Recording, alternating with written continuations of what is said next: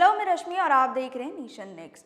Social media के विभिन्न channels ने हमारे आसपास ही नहीं, दूर देश से भी हमारे कम्युनिकेशन को आसान और इफेक्टिव बना दिया है, लेकिन साथ में उसके कई साइड इफेक्ट्स भी हमें देखने को मिलते हैं। इस प्रोसेस में अनेक क्रिमिनल एक्ट्स की भी जानकारी हमें मिलती है। पिछले करीब 2.5 वर्षों के दौरान कोरोना कहर के कारण हमारे सारे समीकरण बदल गए। अपने देश में पहली बार वर्क फ्रॉम होम का कंसेप्ट और अधिकतर चीजें ऑनलाइन होने लगी।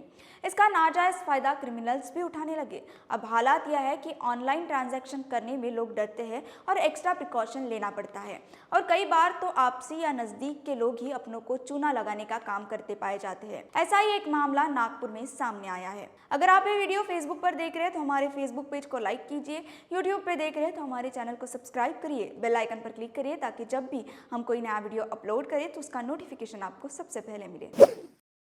यूट्यूब पर क्राइम पर आधारित वेब सीरीज देखकर मिर्ची व्यापारी के कर्मचारी ने ही करीब 20 लाख रुपए की लूट की वारदात को अंजाम दिया।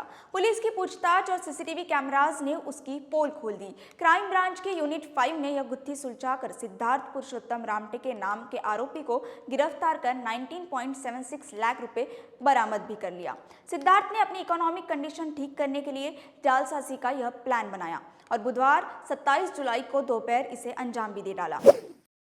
मिर्ची व्यापारी मोहन सजवानी के कलमना स्थित ऑफिस से 20 लाख रुपए लेकर अपनी एक्टिवा से जरीपटका में एक ट्रांसपोर्टर को देने जा रहा था। उसने मनगढ़ंत कहानी बनाई कि चिकली पुल पर 3 लोगों ने उस पर हमला किया और रुपए लूट लिए।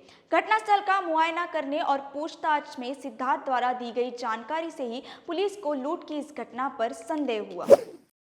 पुलिस ने कलमना में मोहन सहजवानी के ऑफिस से जांच शुरू की। सीसीटीवी में सिद्धार्थ का रूट दिखा, जिसमें वह एक्टिवा से रमना मारुति जाता दिखाई दिया, जहां उसकी इलेक्ट्रॉनिक शॉप है। वहां 2.5-3 घंटे बिताने के बाद वह सहजवानी को सूचना देने के लिए आया था। पुलिस की सख्ती के आगे वह टूट गया और अपना जुर्म कबूल कर लिया।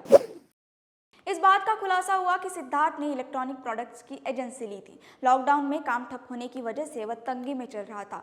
उसने निजात पाने के लिए उसने लूट की अब फर्जी कहानी गढ़ी। यूट्यूब पर क्राइम वेब सीरीज देखकर उसने लूट की योजना बनाई और अपनी दुकान में रमना मारुति गया। वह अपनी एक्टिवा की हेडलाइट के पैनल में उसने 11.76 लाख रुपए छिपा दिया, जबकि 8 लाख रुपए दुकान में छिपाया।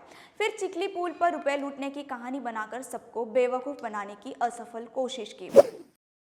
मोहन सजवानी के पास वह 7 साल से काम कर रहा था। सिद्धार्थ के पास 50,000 के 20 बंडल थे। उसे 5-5 बंडल पैक करके दिए गए थे।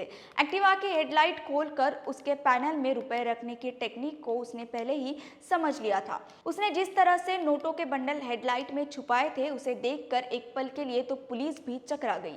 लेकिन सिद्धार्थ ने भी यह नहीं सोचा होगा कि पुलिस आसानी से उसकी कलई खोल देगी। आगे की जांच के लिए उसे यशोधरा नगर पुलिस के हवाले किया गया है। Nation next news hub for new India.